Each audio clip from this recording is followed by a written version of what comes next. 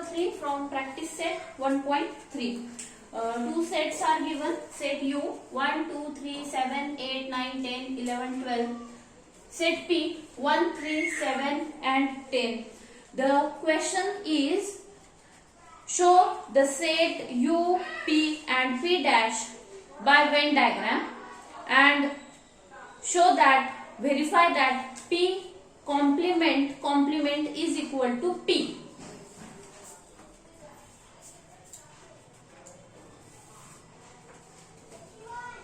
First question is, show this set U, P and P dash by using Venn diagram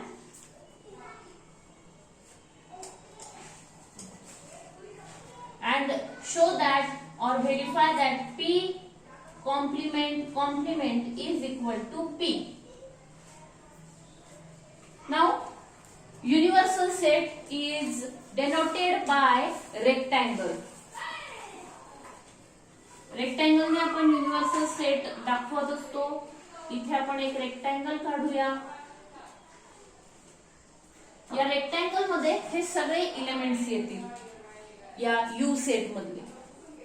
आता त्यामधला हा एक set P आहे की जिथे 1, 3, 7, 10 असे एलिमेंट्स आहेत आणि आपल्याला पी कॉम्प्लिमेंट शोधायचा आहे.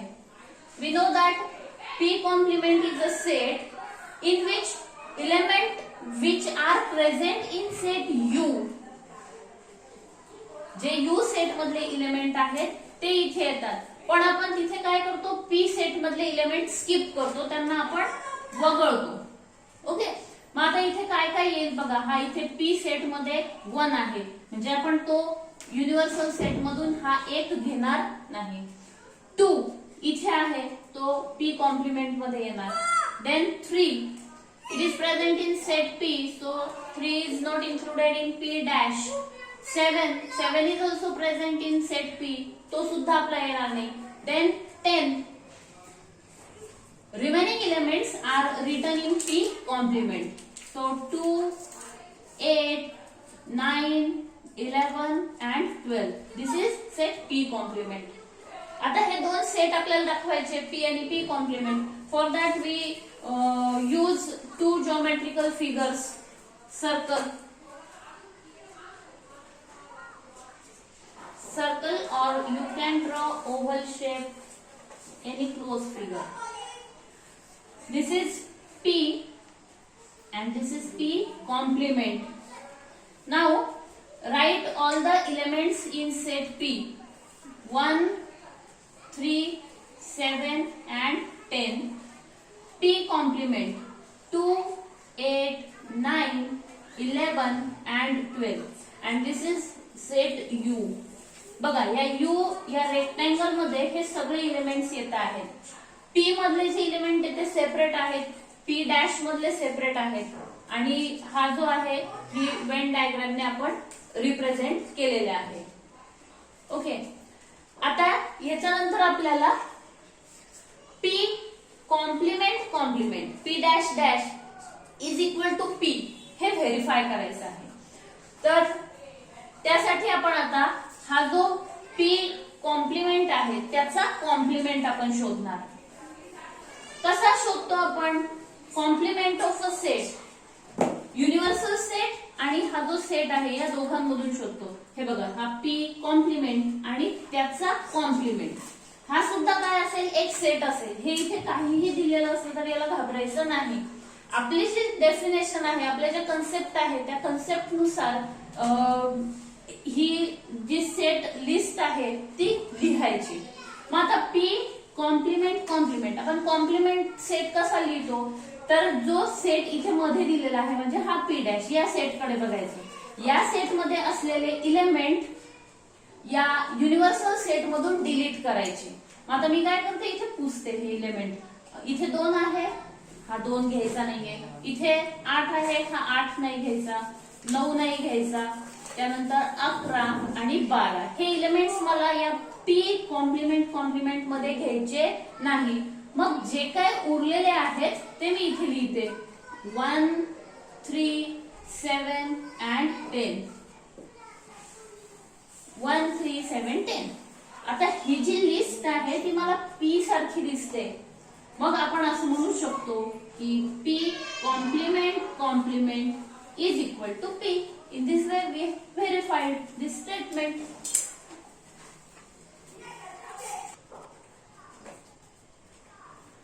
Now question number 4, set A is given, A is equal to 1, 2, 3, 7 and we are asked to write subset of A, any three subsets of A. आता इथे आपण A चे अनेक सबसेट तयार करू शकतो. सबसेट म्हणजे काय, असा एक सेट असतो, समजा मी एक सेट लिहिते P. या P ला मी A चा सबसेट केव्हा म्हणणार, ज्यावेळेस P मधले सगळे एलिमेंट्स इथे A सेट मध्ये असतील. जर मी असा एक सेट लिहिला 1, 2, 3, लेट अस चेक. या P मधले एलिमेंट एक दोन्ही सेट मध्ये आहे, 2 इथे आहे आणि A मध्ये पण आहे, 3 इथे आहे, म्हणजे मी P ला A चा सबसेट म्हणू शकते.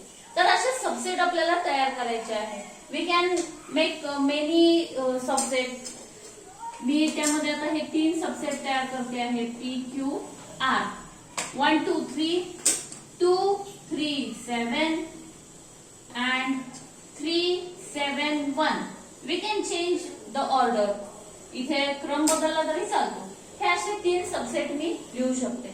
अजूनही सबसेट आपण तयार करू शकतो, X, Y, Z.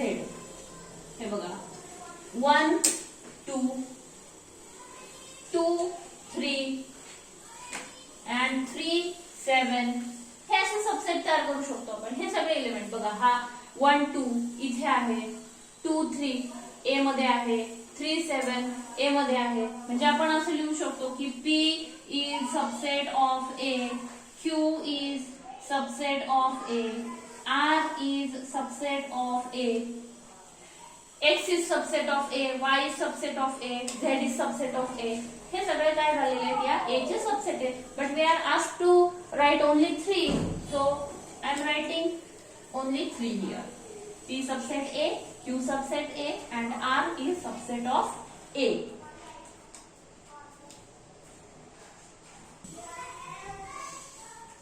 Question number 5 is write the subset relation between the sets. इथे काही सेट दिलेले आहेत, यांच्यामध्ये आपल्याला सबसेट रिलेशन घ्यायचं आहे.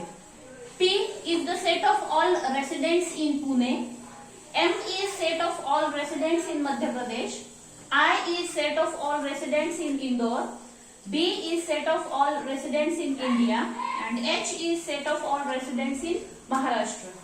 आता इथे आपण एक एक सेट मधलं सबसेट रिलेशन चेक करूया. आता पहिले सेट घेऊ आपण P. पुणे.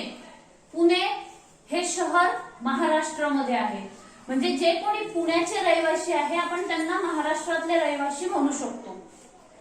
पुण्याच्या रहिवाशांना आपण मध्य प्रदेश मधले रहिवासी म्हणू शकणार नाही. म्हणून P जो आहे तो H चा म्हणजे महाराष्ट्र या सेटचा सबसेट असेल, कारण P मधले सगळे म्हणजे पुण्यातले जे सगळे रहिवासी आहेत त्यांना आपण महाराष्ट्रातले रहिवासी म्हणू शकतो. त्यानंतर पुण्यातले जे सगळे रहिवासी आहेत त्यांना आपण भारतातले रहिवासी म्हणू शकतो. म्हणून दुसरा सबसेट रिलेशन मिळतो आपल्याला P सबसेट B. त्यानंतर आता मध्य प्रदेश मध्ये येणार नाही पुण्यातले, त्यानंतर इंदोर मध्ये नाही. आता M सेट M घेऊया. मध्य प्रदेश मधले जे रहिवासी आहेत ते सगळे भारताचे रहिवासी आहेत. मध्य प्रदेश हे भारतातले एक राज्य आहे, म्हणजेच मध्य प्रदेश मधले सगळे रहिवासी हे या भारतामध्ये येतील. म्हणजेच या M सेट साठी B हा सुपर सेट झालेला आहे and M is subset of B. Again I, Indore is city in state Madhya Pradesh. मध्य प्रदेशातलं शहर आहे, म्हणजे जे इंदोर मधले रहिवासी आहेत ते सगळे कुठे येतील, मध्य प्रदेश मध्ये येतील. म्हणजेच आपण असं लिहू शकतो I subset of M. Again इंदोरचे जे रहिवासी आहेत ते सगळे भारतातले रहिवासी आहेत, म्हणून आपण असं लिहिणार I subset of B. Again H, आता महाराष्ट्रातले जे रहिवासी आहेत त्यांना पण आपण काय म्हणू शकणार, भारतातले रहिवासी, म्हणजेच H इज सबसेट ऑफ बी. तर अशा पद्धतीने आपल्याला हे सबसेट रिलेशन मिळत आहेत. एकूण हे 6 सबसेट रिलेशन मिळत आहेत. दुसरा प्रश्न आपल्याला यामध्ये सब क्वेश्चन यात विचारलेला आहे, which is the universal set in case of all this sets. Universal set म्हणजे काय, एक मोठा सेट की ज्याचे सगळे सबसेट असतात. मग इथे आपल्याला हा सेट दिसतोय बघा, set B. Set B is universal set, कारण हे जे सगळे रहिवासी आहेत, पी म्हणजे पुणे, मध्य प्रदेश, इंदोर, महाराष्ट्र, या सगळ्यांना आपण भारताचे रहिवासी म्हणू शकतो. म्हणून हा जो सेट आहे, set B is the universal set. Set B is the universal set. Set B is universal set.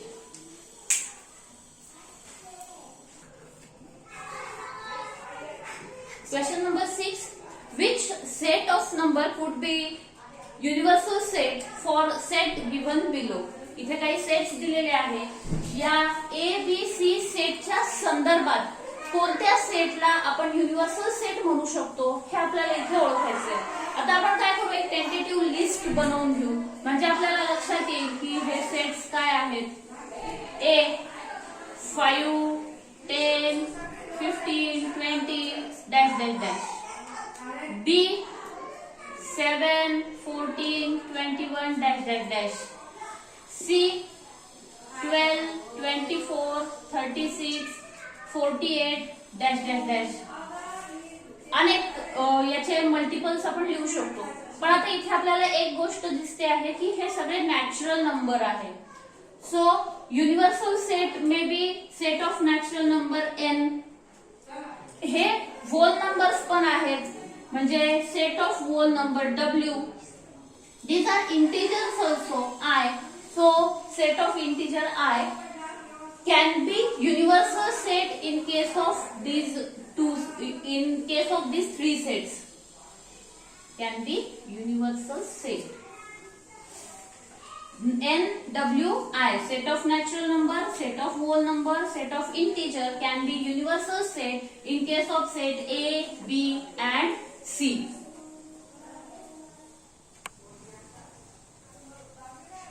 Second sub question. Set P and set T. Set P, P is set of all integers which are multiples of 4 and T is set of all even square numbers. आता ही आपण एक list लिहिली अशी, तर आपल्याला लक्षात येईल काय काय एलिमेंट्स आहेत which are multiples of 4. 4, 8, 12, 16 dash dash dash. आता इथे इंटिजर म्हटलेलं आहे, म्हणजे आपण -4, -8, -12 हे नंबर सुद्धा याच्यामध्ये इन्क्लूड करू शकतो. त्यानंतर T set of all even square numbers. Even square number म्हणजे तो येईल 4, त्यानंतर येईल 16, 36, 64 हे असे even square numbers. Now these are natural numbers. These are also natural numbers. So in case of these two numbers, set of natural number, set of whole number and set of integer I can be universal set. Can be universal set. Here set of rational number and set of real number also universal set in case of these two sets. हे सुद्धा दोन्ही set येतील, rational number आणि real नंबरचे set सुद्धा यासाठी universal set म्हणून आपण मेन्शन करू शकतो.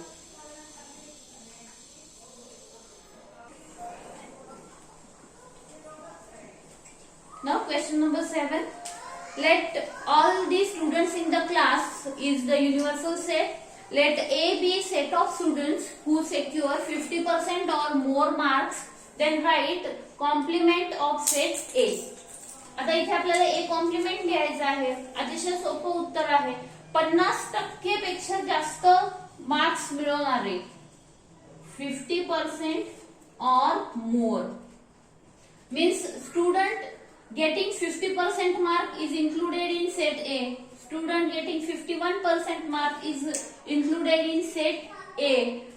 मग आता ए या सेट मध्ये काय असतील तर 50, 51, 52 डॅश डॅश अप टू 100 असे मार्क्स मिळवलेले सगळे विद्यार्थी असतील. मग एक कॉम्प्लिमेंट मध्ये कोणते विद्यार्थी येतील? Students who secure less than 50% mark.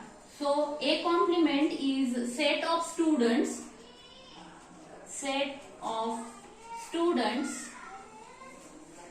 who secure less than 50% marks. Less than 50% marks. 50% marks असतील तर तो एलिमेंट कुठे येईल? सेट ए मध्ये. So only less than 50% marks हे जे स्टुडंट्स असतील they are included in set A complement. So in this way we have finished this practice set 1.3. पुन्हा भेटू अशाच एखाद्या व्हिडिओ मध्ये.